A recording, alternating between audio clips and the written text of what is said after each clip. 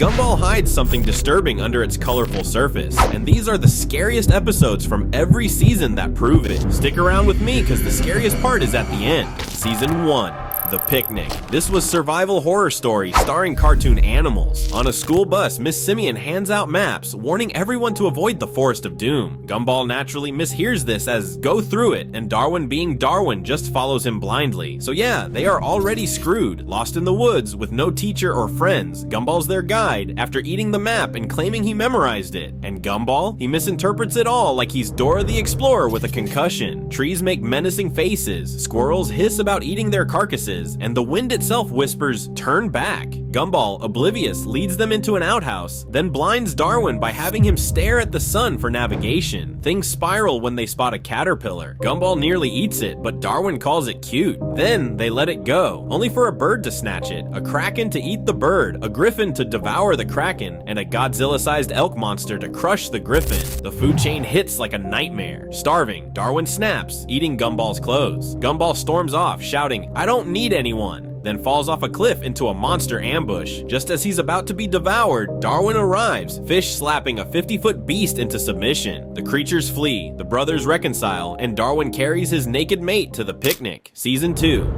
The Limit. Anger is one thing, Waterson level anger is another. Nicole Waterson's rage is next level terrifying. It starts innocently, a family supermarket trip, the kids beg for candy, Nicole says no, and the Watersons go feral. Gumball launches a public hug campaign, sparking a shopper mob that tackles Nicole. Richard joins the chaos for free candy, and the family plots like sugar-starved criminals. After failed heists, psychological tricks, lipstick warfare, and a candy bribe, Nicole's done. Her eyes glow yellow, claws sprout, and her voice drops to demon mode. She punches out the supermarket's lights, stalking her family through dark aisles like a horror movie villain. She shrugs off a taser and scares a security guard into aging on the spot, which kinda caught me off guard. Nicole's no longer a mom, she's a supernatural force. The family scrambles to survive. Gumball and Richard run, Darwin sets plastic rat traps, and Aeneas negotiates with traumatized employees. The scariest moment? Nicole only stops when she sees her reflection, realizing she's become a monster.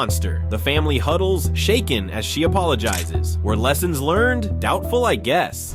For Season 3, choosing the scariest episode was a fierce showdown between the Joy's infectious, nightmarish glee and the Mirror's chilling descent into cursed reflections. Ultimately, I decided to go with the Mirror. Its haunting grip was too gripping to ignore. This episode starts with Gumball obsessing over his girlfriend Penny at breakfast. A notification from Elmore Plus interrupts. Gumball, expecting a love note, crashes through the ceiling to check his email. Instead, it's a chain email warning that if he doesn't forward it to 10 people, the Snatcher will steal his money, friends, family, and soul through a mirror. Gumball mocks it, deletes it, and the curse begins. At school, Gumball's pockets are empty. No lunch money, just underwear he tries to barter. Sorry, guys. Darwin's convinced the Snatcher's real, while Carrie, the ghost girl, vanishes at the curse's mention. Gumball's flirtatious message to Penny gets twisted into an insult, turning her Gorgon form against him as classmates pelt him with objects. At home, their family's gone. Nicole, Richard, and Aeneas vanished. Desperate, they visit Mrs. Jotunheim. I guess I pronounced it right. Anyway, a witch who explains the Snatcher. A man cursed to live in mirrors after a forbidden spell to touch his ghost love, growing angrier each day. She brews a potion, but Gumball's clumsiness sparks chaos. Back home, the family returns, until the Snatcher's claw yanks them into mirrors. Carrie arrives with a forbidden book, revealing she's the Snatcher's daughter. To stop him, they must summon him at dawn and smash the mirror. Every shiny surface, TV, microwave, even a spoon, becomes a portal. Spells from the book backfire. Time travel ages Gumball into a wrinkly cat, and eternal beauty kills Darwin, who's stitched back together. In the attic, chanting Vlad, Vlad, Vlad, they summon the Snatcher's skeletal form. At dawn, Carrie smashes the mirror, freeing the family. The Snatcher, now a ghost, tries to hug Carrie, phases through, and flies out a window. I mean, he eventually hugged Carrie. You know how. Season 4, The Disaster. The Watersons head to the mall, singing a silly rhyme about donkey drool. Meanwhile, Rob, Gumball's glitchy nemesis, wields a universal remote that controls reality itself. A creepy voice warns it's dangerous, but Rob, blaming Gumball for his mangled form, hits power, obliterating his van. At the mall, Rob pauses time, freezing Gumball mid-eye roll and vows to destroy him and his loved ones. Rob unleashes chaos. He revs every car in the lot, flattening the Watersons' ride. Nicole blames Gumball, who insists it's a Cyclops with a grudge. At Laser Video, Rob slaps subtitles on Gumball, making him say Darwin's adoption bankrupted them. Darwin flees in tears, and Rob escalates, removing the parental filter so Nicole and Richard bicker wildly. The mall darkens, glitching as Rob manipulates reality. Gumball accidentally kisses Sarah in front of Penny, and Rob swaps their language to Cantonese, sparking a fight. Penny runs off, falling from the mall's top floor when Rob fast-forwards time. Rob freezes everyone but Gumball, revealing a nightmare. Nicole with another man, Richard drowning in pastries, Anais sobbing. He opens the void, a gaping abyss, ready to banish Gumball. Their fight over the remote warps reality with distorted music and flickering visuals. Rob ejects Gumball to the void's edge, tossing the remote. As Gumball dives in, credits roll with a to-be-continued cliffhanger, turning a mall trip into a reality-shattering horror show.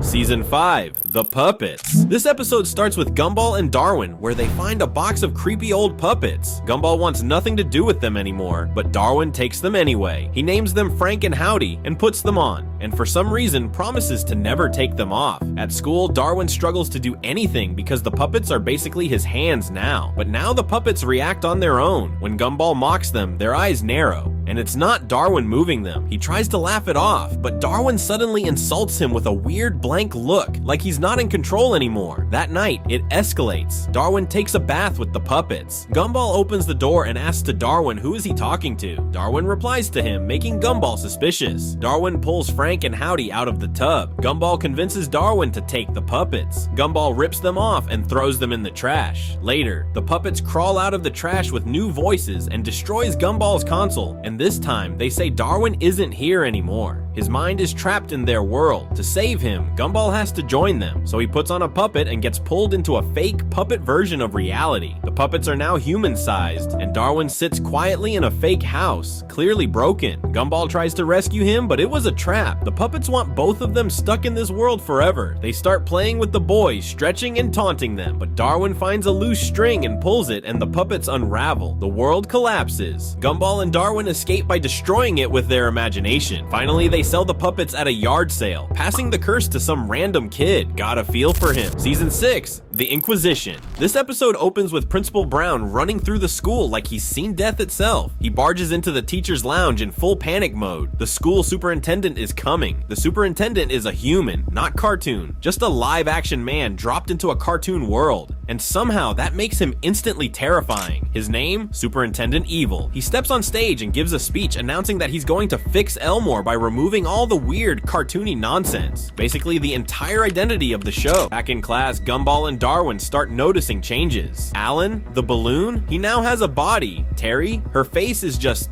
gone. Then Masami bursts in, now turned into a creepy human version of herself, and warns them that they're next. They run. As they move through the school, the horror builds. Classmate after classmate has been turned into uncanny cartoon humans. They get cornered in Evil's lab, where he's mid-process transforming Rocky and Juke. Masami's hand starts morphing. Her cartoon eye becomes real. The machine is replacing their reality. Gumball and Darwin escape using cartoon logic, one of the few powers they have left. But then they do something crazy.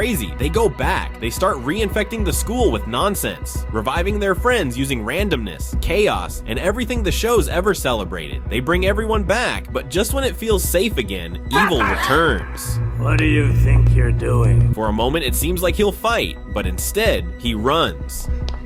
Banana Joe drops a peel, Evil slips, and the school surrounds him. They peel back his mask, and it's Rob. Who's hiding behind this mask?